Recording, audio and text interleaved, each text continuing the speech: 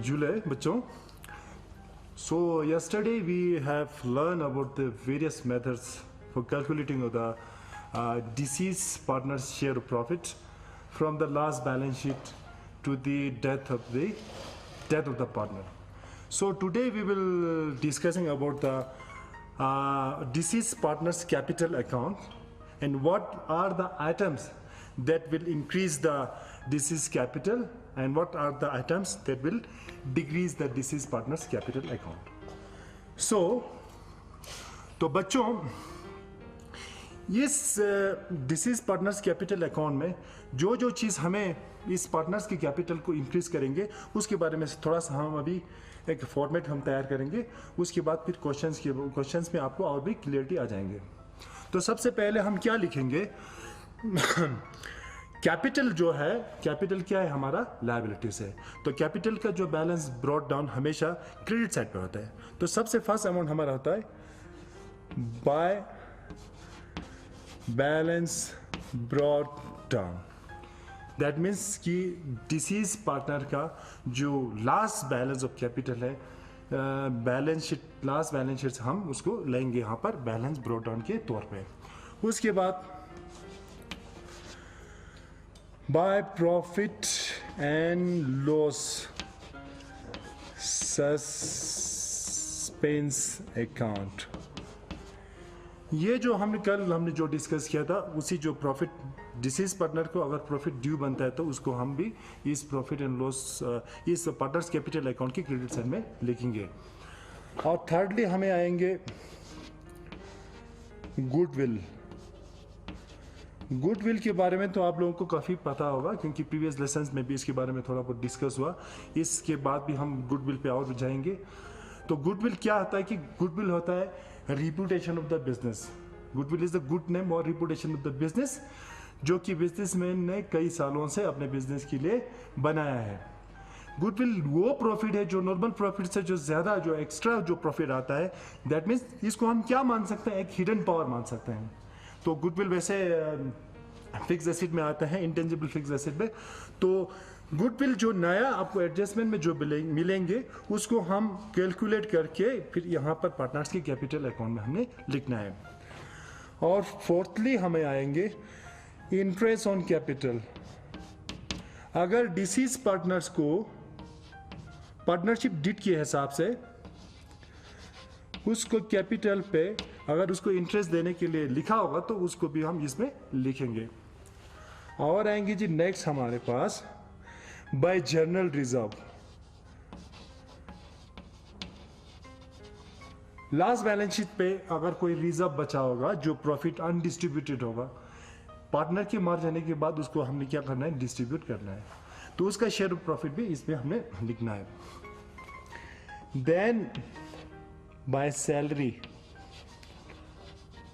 अगर ये disease partner को सैलरी देने के बाद क्या होगा तो उसका जितना महीने का सैलरी ड्यू बनता है उसको भी हमने यहां पर लिखना है. Then by revaluation account.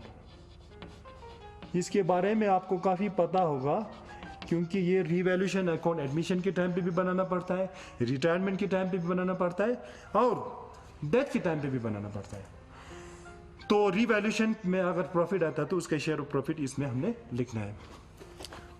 इसको हम थोड़ा सा इमेजरी नंबर से इसको रखेंगे.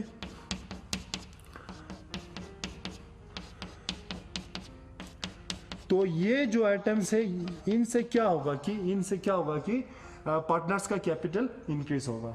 सिमिलरली इसके डेबिट साइड में ऐसा कुछ आइटम्स है जो इनके इस डिसीज पार्टनर्स की कैपिटल को डिक्रीज करेंगे. इसमें सबसे पहले हमें लिखना है टू गुडविल. जो गुडविल बैलेंस शीट में होगा, पुराना गुडविल होगा, उसको हमें क्या करना है, राइट ऑफ करना है. Then to drawings. ड्राइंग्स मतलब अगर कोई पार्टनर फर्म से अपनी पर्सनल यूज के लिए पैसा निकाल के रखा होगा और उसने वापस नहीं किया होगा तो उसके कैपिटल अकाउंट को कैलकुलेट करने के वक्त इसको हमने कहां पर लिखना है, डेबिट साइड में लिखना है. ठीक उसी तरह से इंटरेस्ट ऑन ड्राइंग्स। इस ड्राइंग्स पे अगर इंटरेस्ट देने के लिए उस डीड में अगर लिखा होगा तो उसको भी हमने यहाँ पर डेबिट साइड पे लिखना है। देन आएंगे गुडविल आया, ड्राइंग्स आ गया, interest on drawings, profit and loss, suspense account in case of loss जो हमने कल कैलकुलेट किया था, अगर लॉस आया होगा तो उसको भी इस कैपिटल से हमने क्या करना है, डेबिट करना है। Similarly loss on revaluation, loss on revaluation,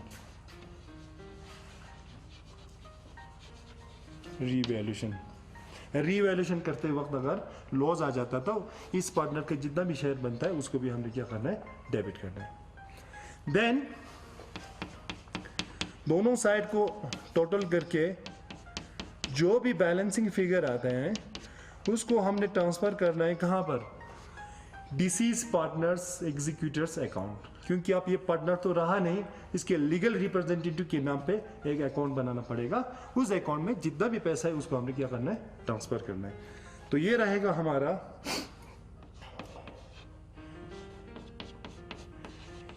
executor account. इसको हम क्या करना है, टोटल करना है।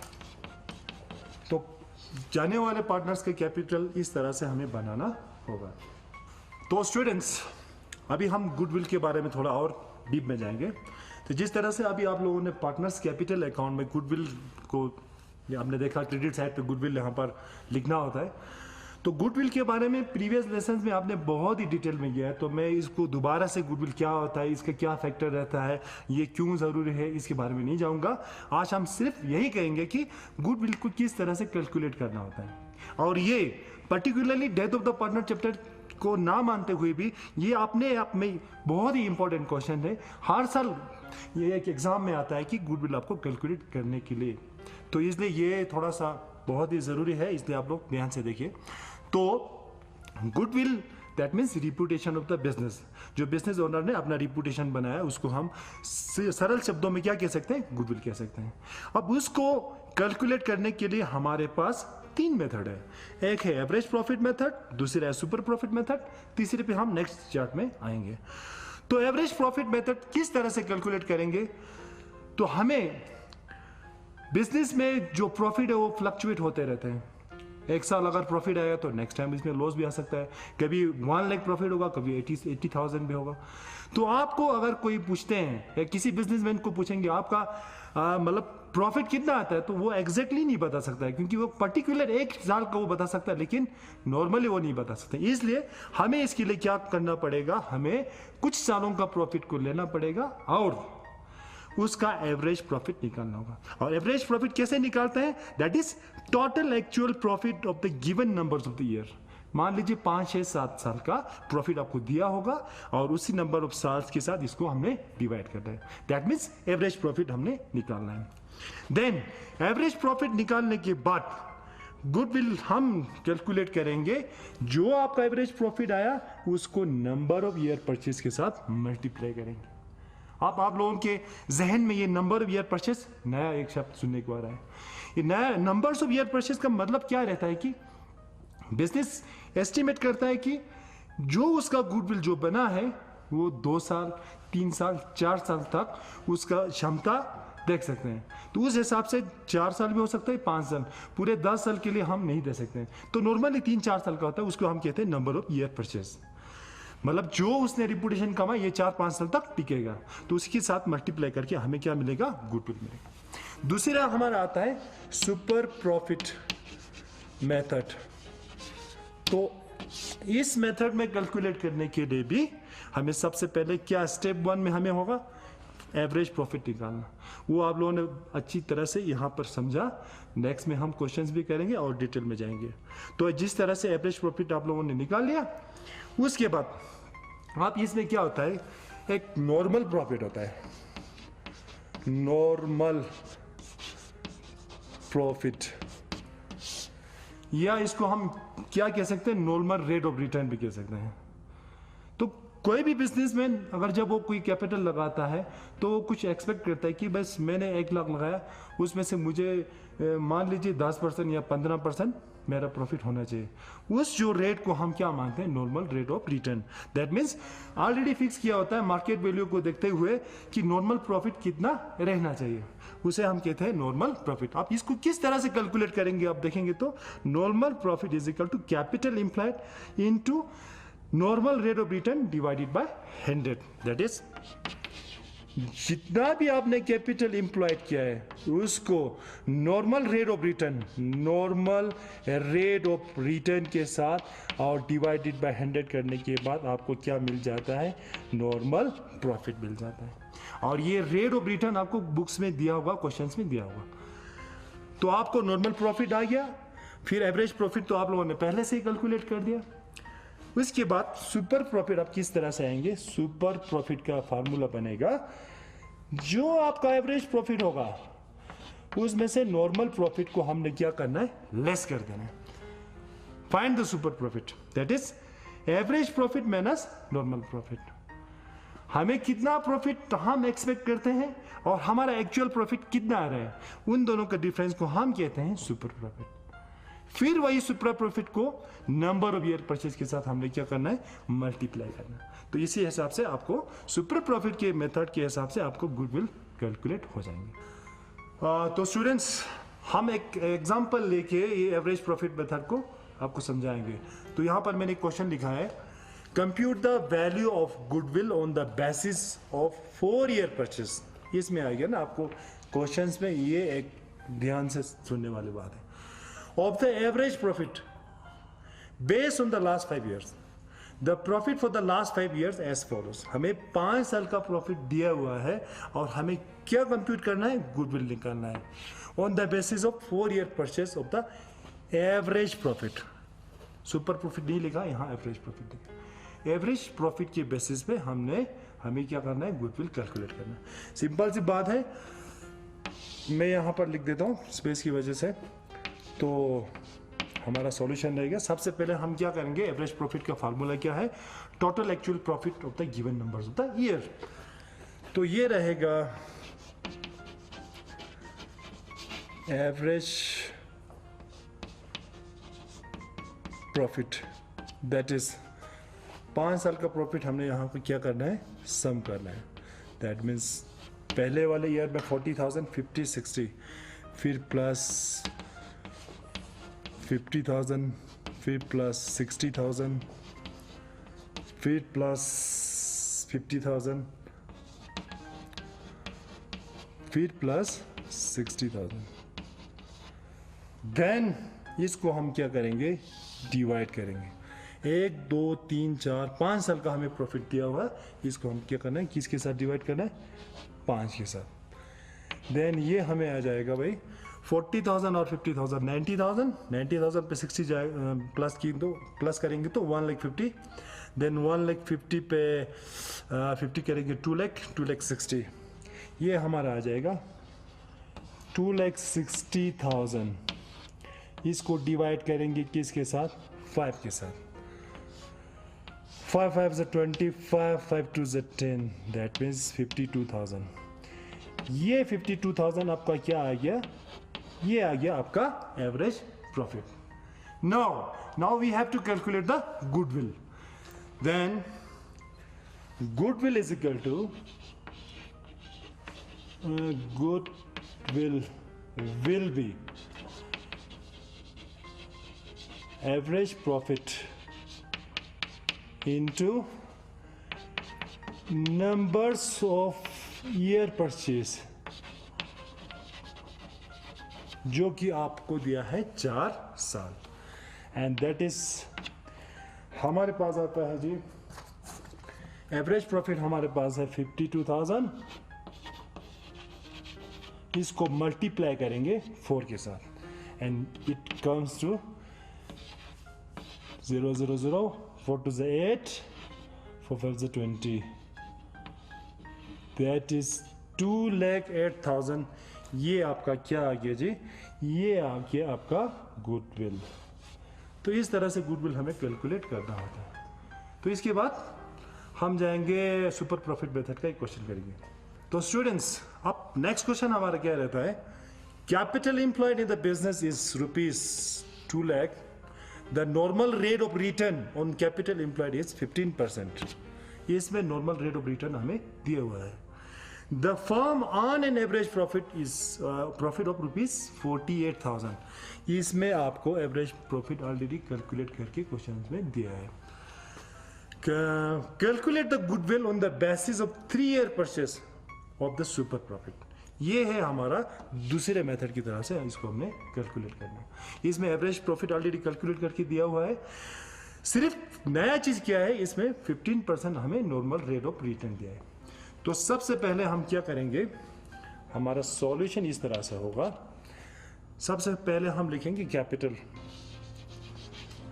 जो हमारे पास कैपिटल दिया है that is 2 lakh.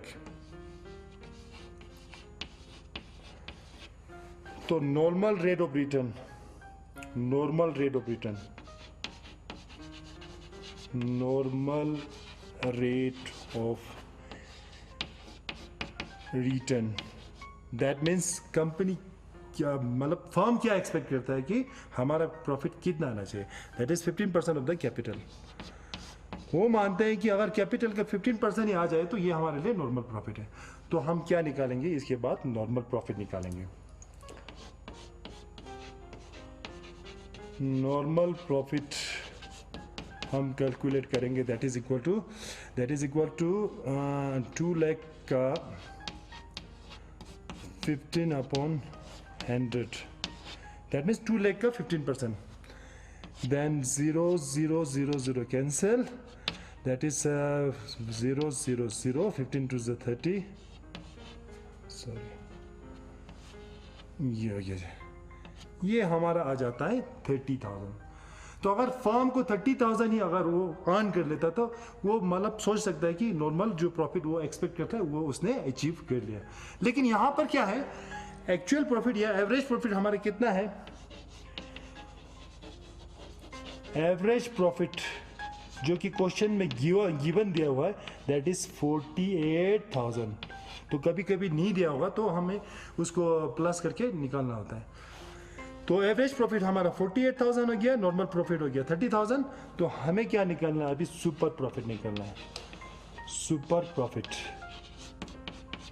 That is average profit minus normal profit. ये हमारा आ जाएगा 48,000 माइनस 30,000। तो 48,000 माइनस 30,000 दैट इज हमारा आता है 18,000 हमारा सुपर प्रॉफिट है। अब गुडविल क्या होगा, that is goodwill is equal to super profit into number of year purchase, जो कि आपके क्वेश्चन में गिवन है। नंबर ऑफ ईयर परचेज कितना है, 3 ईयर परचेज। तो सिंपली हमें क्या करना है, सिंपली 18,000 को मल्टीप्लाई करेंगे 3 के साथ, ये आपका आ जाएगा 3 8 24 एंड 54,000 आपका क्या आ गया, गुडविल आ गया। तो स्टूडेंट्स, अब नेक्स्ट हमारा मेथड रहता है कैपिटलाइजेशन मेथड। ये भी बहुत ही इंपॉर्टेंट एक मेथड है जिसके तहत हम गुडविल निकाल सकते हैं। तो कैपिटलाइजेशन मेथड को फर्दर हम दो हिस्सों में सब डिवाइड करेंगे, कैपिटलाइजेशन ऑफ एवरेज प्रॉफिट और कैपिटलाइजेशन ऑफ सुपर प्रॉफिट। अब इसमें होता क्या है कि एवरेज प्रॉफिट तो हमने निकाल लिया, और उसी तरह से सुपर प्रॉफिट किस तरह से कैलकुलेट करना है वो आपको पता है।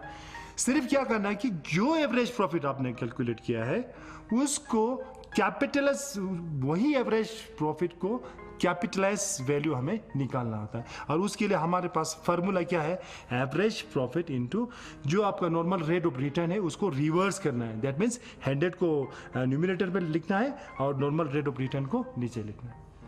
Then then goodwill is equal to जो capital is value of the average capitalize value of average profit minus actual capital, तो वो हमारा बन जाएगा गुडविल। देन सुपर प्रॉफिट में तो इतना प्रॉब्लम नहीं है, पहले हमें क्या करना है, सुपर प्रॉफिट कैलकुलेट करना है। देन सुपर प्रॉफिट कैसे कैलकुलेट करते हैं, average profit minus normal profit, फिर उसी सुपर प्रॉफिट को कैपिटलाइज कर देना। आप इसको हम एक क्वेश्चन के हिसाब से समझाएंगे जिसमें आपको और भी क्लियरिटी आ जाएगी। तो यहाँ पर क्वेश्चन है, a business has an average profit of rupees 1 lakh। एक बिजनेस में एवरेज प्रॉफिट आपको दिया हुआ है 1 lakh during the last few years. Given that the asset of the business is 10 lakh, business का एसेट हमें दिया हुआ है कितना, 10 lakh, and external liabilities is 1,80,000। The normal rate of return is 10%। जो नॉर्मल रेट ऑफ रिटर्न हम एक्सपेक्ट करते हैं वो कितना है, 10%। Calculate the goodwill by capitalisation of average profit और कैपिटलाइजेशन ऑफ सुपर प्रॉफिट। तो इस तरह के क्वेश्चन आपके पेपर में आ सकते हैं, लेकिन आप एवरेज प्रॉफिट के हिसाब से भी जाएंगे या सुपर प्रॉफिट को कैपिटलाइज करेंगे, दोनों का आंसर हमेशा सेम आता है। तो सॉल्यूशन हम इस तरह से करेंगे। इस क्वेश्चन में आप लोगों ने देखा होगा कि इसमें कैपिटल के बारे में मेंशन नहीं किया हुआ है। इसमें आपको क्या दिया है कि आपका एसेट दिया हुआ है और एक्सटर्नल लायबिलिटीज। तो सिंपल वे में हम लिखेंगे एसेट जो आपको गिवन दिया है, दैट इज आपका एसेट कितना दिया है, आपका एसेट दिया है 10 लाख, 10 लाख, और लायबिलिटीज जो कि आपको दिया हुआ है 1,80,000, 1,80,000। 11th क्लास में आपने पढ़ा होगा या वैसे भी कॉमन सेंस अंडरस्टूड है, asset is equal to capital, हमारे पास फार्मूला रहता है asset is equal to capital plus liabilities. Capital means owners fund, liabilities means external borrowings. तो कैपिटल क्या रहेगा इस इक्वेशन के हिसाब से, capital is equal to asset minus liabilities. हमें अभी पहले क्या निकलना है, इसमें कैपिटल निकलना है जो कि एसेट माइनस लायबिलिटीज। तो एसेट हमारे पास है 10 लाख और लायबिलिटीज हमारे पास है 1,80,000। इसको हम कैलकुलेट करेंगे तो ये बन जाएगा 8,20,000। 8,20,000 क्या है कि हमारा कैपिटल इम्प्लॉयड है। अब इसका हमें क्या निकलना है, नॉर्मल प्रॉफिट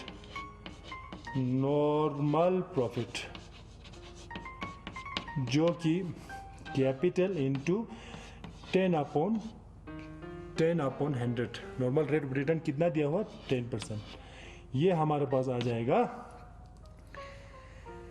8,20,000 इंटू 10/100। एक जीरो यहाँ से काट हो गया, एक यहाँ से काट हो गया, दैट इज ये हमारे पास आता है 82,000। ये आपका हमारा आ गया नॉर्मल प्रॉफिट। तो कैपिटल भी हमारे पास आ गया, नॉर्मल प्रॉफिट भी आ गया। अब एवरेज प्रॉफिट वहां पर लिखा हुआ है ऑलरेडी, एवरेज प्रॉफिट जो कि कितना है हमारे पास, एवरेज प्रॉफिट है जी, एवरेज प्रॉफिट दिया है 1 लाख। ये था जो इंफॉर्मेशन हमें जरूरत था वो सब हमने यहाँ पर निकाल लिया। तो स्टूडेंट्स हमारा एवरेज प्रॉफिट आया जी 1 lakh, normal profit 82,000। Then super profit कैसे निकालेंगे, average profit minus normal profit, that is 1 lakh minus 82,000, that is 18,000। अभी हमें क्या चाहिए, एवरेज प्रॉफिट चाहिए 1 और सुपर प्रॉफिट चाहिए 2। एक्चुअल जो कैपिटल है 8,20,000 वो हमने पहले कैलकुलेट किया था। अभी हमें निकालना है goodwill by capitalisation of average profit. Average profit को कैपिटलाइज करके हमने क्या निकालना है, गुडविल निकालना है। दैट इज उसका फार्मूला हमने अभी चार्ट पे बताया आपको। जो भी आपका एवरेज प्रॉफिट है, एवरेज प्रॉफिट है आपका 1 लाख, उसको नॉर्मल रेट ऑफ रिटर्न को रिवर्स कर देना आपने, ऊपर 100 लिखना है और नीचे 10 लिखना है। इसका मायने क्या हो गया कि जो आपका 1 लाख है उसके लिए आपका नॉर्मल रेट ऑफ रिटर्न के हिसाब से आपका कैपिटल कितना होना चाहिए, दैट मीन्स ये आपका आ जाए 10 लाख। इस हिसाब से आपका कैपिटल कितना होना चाहिए? 10 लाख। अब हमारा गुडविल बचेगा, अब हमारा गुडविल आएगा, that is capital value of average profit, capital value minus actual capital.